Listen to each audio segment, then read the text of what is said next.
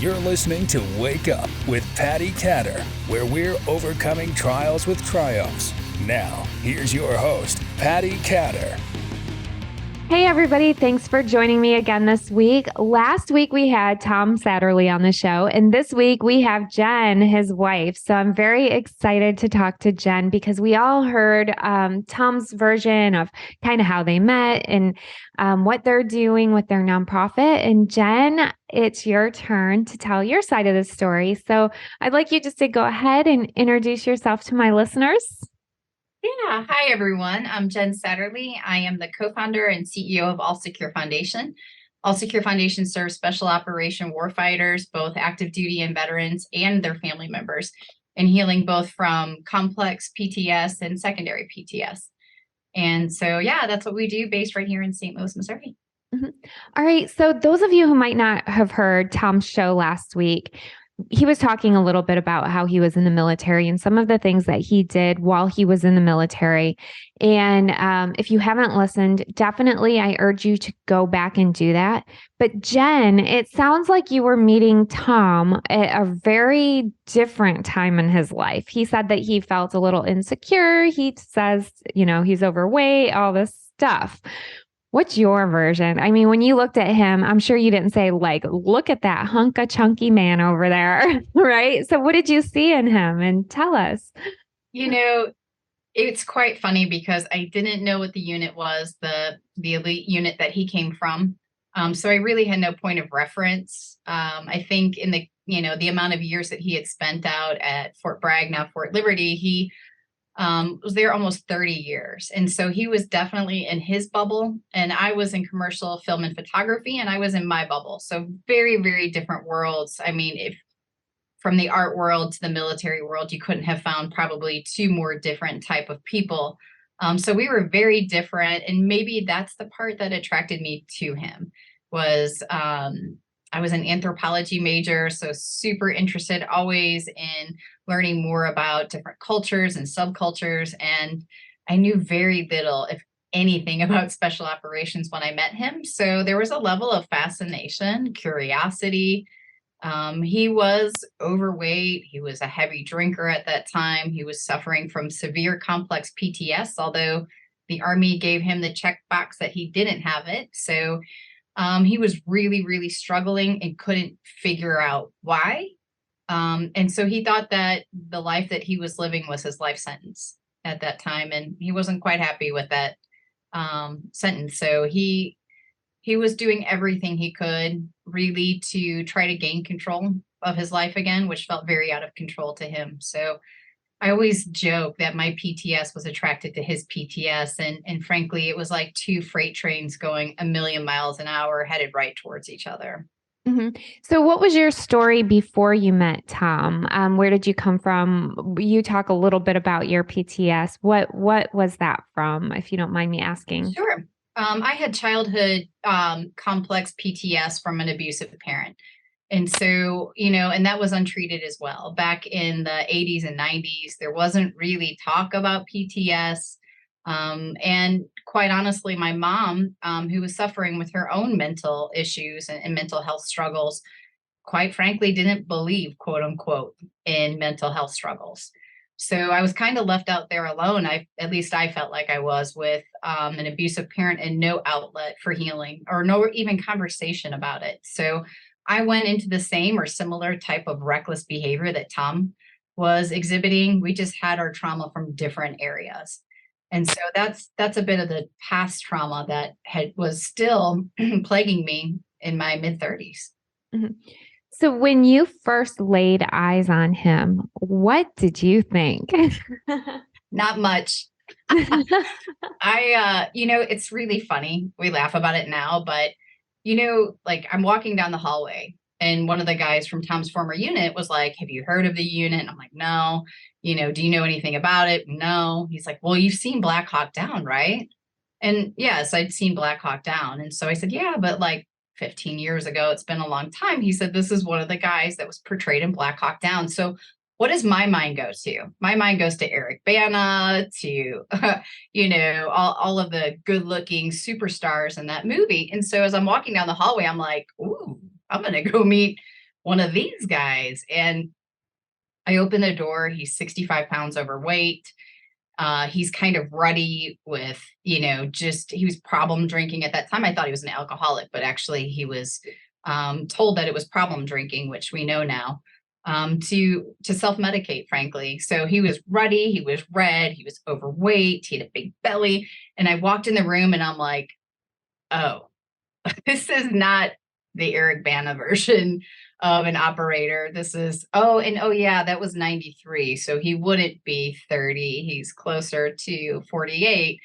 So I wasn't impressed. I don't know that he was really impressed by me either. So it was not this, Hollywood beginning by any means. Mm-hmm. What was I didn't ask him any of these questions. What was your first date like? I mean, was it a date, or did you actually just go out as friends and you're just kind of getting to know each other? Or? That's exactly it. We started working together, really. And through working together, we got to know each other. I don't know that we even had a first date because it evolved from friendship into a relationship kind of over the time that we were working together. So we had spent a ton of time together already by the time we had gone out, I guess, just the two of us. Mm-hmm. That's interesting. That's super interesting. Not very many people know this, but when I met my husband, it was kind of the same thing. Like he had just got out of this recon thing. I had no idea what it was. I was kind of clueless. And I mean, he wasn't overweight. He was literally just getting out of the Marines, but still, it wasn't like I thought it was going to be when I heard like recon and I did research. I'm like, you think of, these just movie stars, right? Yes. So, yeah. And How they're portrayed. Yeah. And, some of my civilian listeners, especially you guys, listen to this because we look at these movies and we take them as real life. And a lot of these military families, you expect them to be picture perfect, but the reality is there's a lot that goes beyond, I can't even talk today, behind closed doors that you don't see that are really difficult times sometimes, because what you see in the movies looks like it's glorified fighting and things like that. But in reality, they're real people losing real friends in war.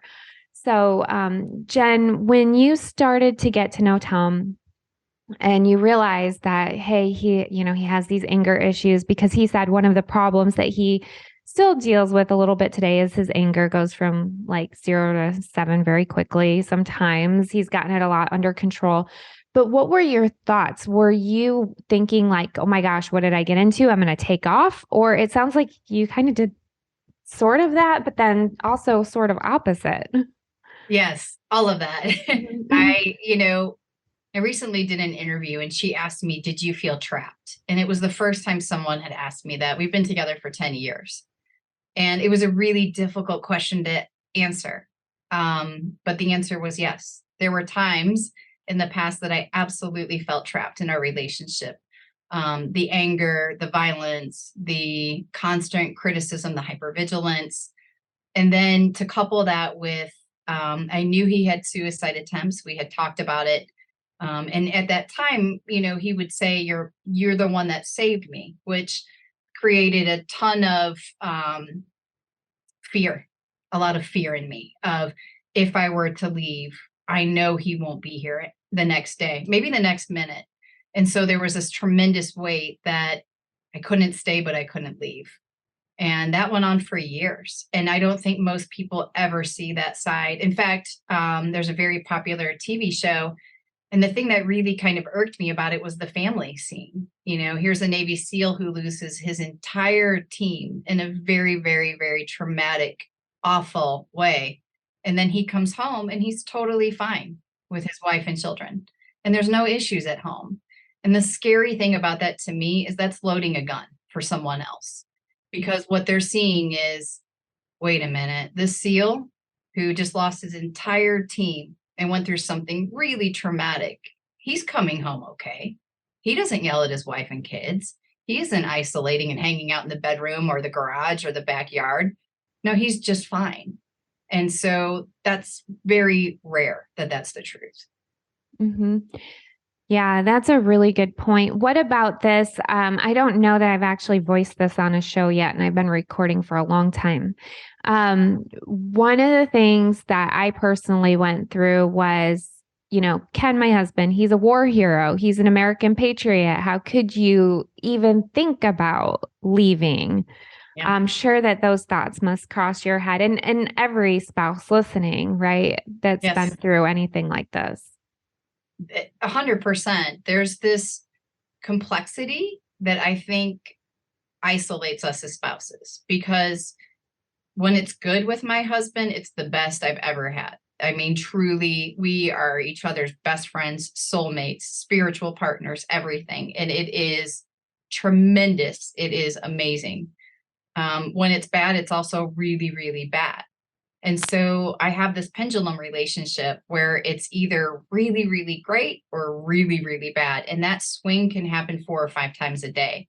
I remember a civilian friend of mine said, "Oh, you know when to leave your husband when you have more bad days than good."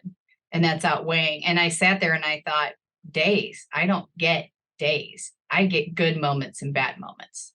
And that will happen throughout my entire day. So, during that time when he was not healing, when he wasn't putting in the work, I absolutely felt completely overwhelmed, underwater, drowning, isolated. I couldn't talk to my family because I knew they would say, "You should leave him." I didn't want to talk to civilian friends. I thought they would say, "You should leave him," because I knew they wouldn't understand the complexities of what he had been through, the amount of grief he was suffering, loss, pain, and not to mention that traumatic brain injury. So, this injury, physical injury in his brain, also causes suicidal ideation. It also causes anger and rage. So there's a physical side of it, an emotional side of it, and a spiritual side of it. How do you explain that to someone in a phone call? Yeah, I know he did this, but he did this because X, Y, and Z. And so that compassion and understanding that spouses often have can lead to isolation, frustration. And people will often ask me, "Why did you stay with Tom?" And I will tell you 100% because of his willingness, period. Willingness is that every time we had something bad happen, he fessed up to it. Immediately, he took responsibility for it. And then he said, "What's the next way forward? How do I deal with this anger or this rage or this hypervigilance? How do I make it go away?" So I knew that he wanted to be a different man. I knew he didn't like the place that he was in. And I knew he was willing to put the work in. And that's where I hear the greatest disconnect with spouses is either the willingness or unwillingness. Is he willing to get the therapy and the help that he needs, or is he in a place where he's going to shove it under the rug and pretend like it doesn't exist? That creates two very different type of relationships, frankly. It does take a lot to admit also. So I give him a lot of lot. credit for admitting, because honestly, when I asked him what's one of your trials that you've had or, went through, are you still going through it? And his response was at the anger. And not many people will get on a show and say, "Listen, hey, I have anger outbursts." And he said, "It's not as bad as it used to be, but I still do it." I mean, not many people will do that. And he also talked about how in his book, he writes about all of the things that he screwed up on. And I thought that was really an interesting approach and a really great approach. What about you? You have a book out. What is it about? Arsenal of Hope really was a continuation of Tom's book, All Secure. So Tom had about 60,000 pages deleted from his book per the editor's request. So it was like 160,000. And they're like, "Nope, it needs to be 100,000. So kind of essentially the back end of the book, which it talked about the foundation, how he healed, tools for healing. The publisher didn't want that part. So that was really frustrating to me. I'm kind of more of a self-help reader. Like my shelf downstairs looks like the Barnes and Noble self-help section. So I was frustrated because, so many times people will tell you their story and you read it and you're like, "This is really inspirational. I want to make a change too." But it doesn't tell you how to get started or the baby step you need to take, or some things that you can get done in the moment, or even just that feeling of, "I'm not alone in this," which I think his book does beautifully, is really illustrate, "I'm not alone in this. I'm not the only one going through this." but I wanted to write Arsenal of Hope as a self-help manual. So versus it being my memoir or something along those lines, it's a collection of not only my story with Tom, but all the warfighters that I had been talking to in the last, 4 years that we had the foundation. So our story, other stories, and then some tools and tips right in that book to get you started to acknowledging the PTS or the trauma that you have and steps that you can take immediately to start healing from it. That's phenomenal. That's really, really needed too. One of the problems that I know about working in the military veteran community space, and especially with nonprofits through the years, is that it's always hard to find a hub for resources because there's so many out there and there's so much thrown at you. And there's some great, amazing nonprofits. And then you have nonprofits that just basically, they look like they're great on the outside and they're letting all these vets slip through the cracks. Yeah. Tom was saying that you have this foundation and you help give out resources and things like that. So those of you who have not heard the show, Jen, I want you to share the social media and the website information for your organization, please. Perfect. Thank you. Resources are critical, and just to let people know, there are so many. There's 45,000 veteran organizations, and I get that all of them aren't great, but that's why myself and Tom and other organizations start vetting other nonprofits. And we're actually partnered with military MSOFC, so MSOFC.org, and they have a very comprehensive resource directory that has been third-party verified. So actually, when you go to allsecurefoundation.org, we're going to point you to them because they spent 3 years on this directory, and it's very comprehensive. But we share information every single day, tips, tricks, tools, articles. So if you go to allsecurefoundation.org, we also have all of our social media links there, but you can find us on LinkedIn, Instagram, and Facebook is All Secure Foundation. Mm-hmm. Amazing. One of the questions that I ask my guests is, what's one trial you've been through in your life, and how have you overcome that trial with triumph, or are you still working on it? Ooh, I'm a serial people pleaser. And I think that's a big part of not having my trauma treated and going through it for a very long time. I think women are also naturally raised to be people pleasers, but when you have trauma on top of it, I had very, very difficult time with boundaries, saying no, and really got to a bad place of burnout. And so I learned to put my oxygen mask on first, starting those difficult conversations of saying no and understanding that no is a complete sentence. Mm-hmm. I don't need an explanation or a reason to go with it. And that has taken me a very long time. And I'm sure it's something I will continue to work on. We are the same spirit. I bet. It's something I'm working on daily, every day. So Jen, thank you so much for being on the show. I really appreciate you. I appreciate Tom so much. And I just know that your shows are going to help people who are listening. I can't stress to you enough the importance of what you're doing. And I'm sure you do not get thanked enough for what you are doing either. I know running nonprofits and working within the community, you just have a hard time turning it off. So you're at it 24/7, and what you're doing does not go unnoticed. So thank you. Thank you so much. Really appreciate it. Thank you. And everybody, thank you so much for listening. And Jen, could you go ahead and share your social media one more time? Sure. All Secure Foundation across all platforms. Excellent. If you're watching, you will see it on the screen. If you are listening and you did not have a chance to write it down or you're driving, you can go back into the show notes and the links will be there. They'll also be on my social media and on my website. So thank you everybody for tuning in. And Jen, thank you so much for your time, your dedication, and all of the things that you're doing. Thank you so much. You too. Thank you. Thank you for listening. Please head over to pattikatter.com for the latest updates on Patti, her talk show, and what she's up to. You can also find her on Amazon TV and Roku, and on Facebook, Instagram, and Twitter at Patti Katter. Until next time.